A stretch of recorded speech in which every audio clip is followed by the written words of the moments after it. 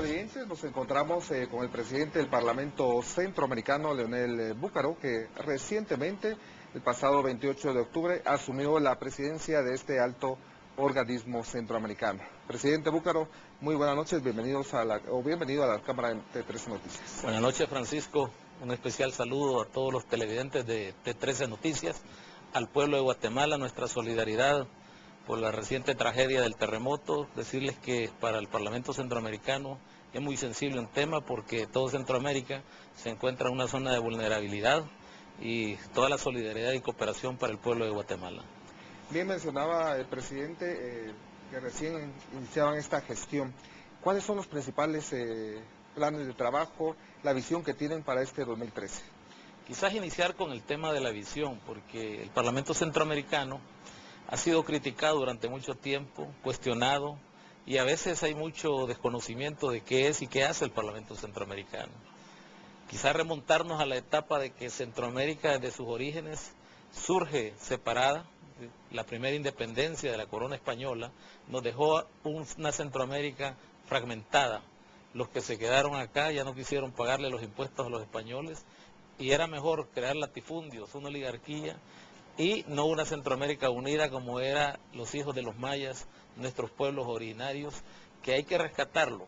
Luego la lucha de Francisco Morazán, muy importante, después de la primera independencia en la cual visionaba una Centroamérica unida.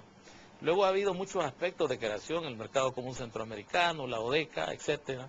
Inclusive se llegó a crear una constitución centroamericana en 1944 que todavía es vigente, no ha sido derogada y que habría que rescatar aspectos de eso.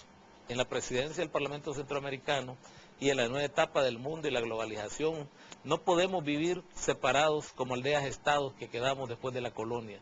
Debemos de tomar conciencia que los centroamericanos somos hermanos y hermanas, hijos de los mayas, los hombres y mujeres de maíz, y que tenemos la misma problemática común, una riqueza de recursos naturales, una zona geopolítica muy buena, y que eso nos impulsa a nosotros a lanzarle el reto a los presidentes de Centroamérica y República Dominicana para que se ponga en discusión inmediata la creación de la Comunidad de Naciones de Centroamérica. ¿Qué quiero decir con esto? Es tiempo que Centroamérica comience a trabajar con leyes comunes. Porque ¿qué sucede, Francisco? Acá vienen inversores y llegan a Guatemala y no les conviene porque Guatemala les da menos privilegios que Nicaragua o que El Salvador, y ese juego de mercado entre nuestros pequeños países hace que se estacionen y saquen sus beneficios y se los lleven. Cuando podríamos actuar como bloque, tener leyes comunes, decir, usted puede llegar a Guatemala, invertir en Guatemala, pero si usted quiere ir a El Salvador las leyes son las mismas. Y ese mercado de más de 40 millones de habitantes es un mercado centroamericano atractivo como bloque. En ese sentido, la creación de la Comunidad de Naciones de Centroamérica urge como una necesidad histórica que no es nueva la idea, simple y sencillamente retomar las luchas de origen de nuestros pueblos y convertir eso a la situación actual del nuevo factor geopolítico que vive el planeta. Todas las regiones actúan en bloque y las potencias que ya existen, esas son las que negocian bilateralmente. No puede ser que hagamos tratados, que Guatemala negocie por su parte, El Salvador, que al final se está negociando con pequeños estados débiles, con pequeñas poblaciones, y los beneficiarios son poca gente. Que este sería el caso, presidente Búcaro, en el caso del Tratado de Libre Comercio con la Unión Europea. Ese sería el caso. Inclusive los europeos en su participación en este tratado intentaron desde un principio negociar con una Centroamérica unida. Sin embargo, en la parte económica ha habido dificultades porque cada estado ha querido sacar beneficios personales, individuales. El caso, por ejemplo, de Costa Rica, que no es parte del sistema de integración completa, sino que solo de la parte económica, y en ese sentido no les conviene a ellos. Sin embargo, los europeos han insistido que debe de ser Centroamérica en bloque. El tema de aduanas, por ejemplo, es un tema que debe trabajarse de una manera como Centroamérica, porque no van a poder los europeos venir a invertir a la región si hay problemas de aduanas que no son homogeneizados. En ese sentido estamos trabajando nosotros ese tema, pero además el Parlamento Centroamericano, al firmarse los tratados con la Unión Europea, va a ser el garante de que se cumplan. Y eso le implica al Parlamento mayor atribución y mayor trabajo a los políticos que somos parte de este Parlamento. ¿En cuánto tiempo podríamos ver ya esa comunidad centroamericana? Mira, estamos trabajando muy acelerados. Yo lancé el 26 de octubre la propuesta y eso ha sido retomado y está discutiéndose en las agendas.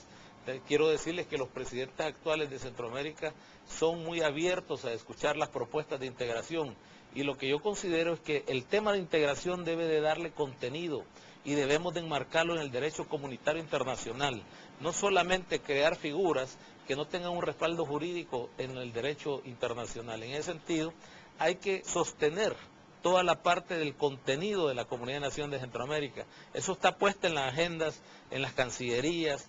Hay ya una discusión. Me he reunido con el secretario general del SICA. En menos de un mes hemos tenido 3 reuniones de agenda para hacer la agenda común.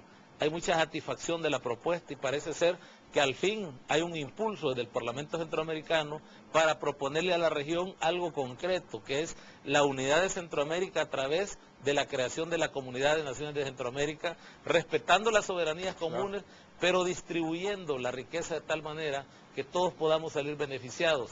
Y un tema muy importante de la creación de la Comunidad de Naciones de Centroamérica, que en vez de estar invirtiendo en fronteras, quitemos las fronteras de Centroamérica y creemos mejores controles en el paso, pero no es posible que para venir de El Salvador a Guatemala, que está a un paso, tú tengas tantos problemas para poder pasar. Hay que rescatar el CA4, que las transferencias de mercancía en Centroamérica sea un dolor de cabeza para el inversionista. Tú te vas de Guatemala a El Salvador y encuentras el día sábado 200 furgones parados que no pueden pasar a El Salvador, o de Honduras a El Salvador, o El Salvador para acá o para Nicaragua. Claro. Es imposible tener un desarrollo con esas debilidades de subdesarrollo en materia de legislación. Que incluso alguien comentaba que era más cerca y menos tiempo trasladar mercadería de Guatemala a mismo Estados Unidos y México que de Guatemala a Bueno, Nicaragua. Es más fácil de trasladar a Miami, trasladar a otras áreas, porque nosotros, por eso decía, yo hacía referencia al elemento histórico, nos crearon una mentalidad de que cada uno de nosotros somos los más fuertes, y eso implica que se legisla bajo intereses que a veces hasta son desconocidos, claro. Muchas veces son subjetivos. Yo hablaba acá con algunos miembros del gobierno y les decía, en vez de estar planificando proyectos millonarios con el gobierno de El Salvador para hacer nuevas aduanas, para hacer nuevos candados a las fronteras, ¿por qué no quitamos esos candados y hacemos una movilidad? Imagínate tú lo que significaría un turismo interno regional. Estamos hablando también de ese problema que implica el traslado de aviación en Centroamérica, el costo que implica, que casi parece un asalto al pasajero. No es posible que venir de El Salvador a Guatemala y viceversa te cueste más de $400 en un viaje de 30 minutos, te tardás más en ir al aeropuerto para abordar el avión que en lo que llegas al lugar. Podría costar menos de $200 y aumentar la frecuencia de viajes y de disponibilidad del ciudadano centroamericano para conocer sus áreas. Ir a Nicaragua cuesta alrededor de $600, si tú quieres ir a Dominicana te está costando $1.200 y estás esperando ofertas, pero si vas de El Salvador, por ejemplo, a España, puedes encontrar un pasaje por $800 en un viaje directo. O sea, uno se pregunta, ¿por qué razón la región centroamericana, que es tan bella, tan linda, que manejamos la misma cultura, el mismo idioma, tiene esas complicaciones? ¿Por qué un ciudadano guatemalteco que tiene el origen en el mismo Centroamérica no puede interactuar con un ciudadano salvadoreño, centroamericanos todos al fin, y poder intercambiar?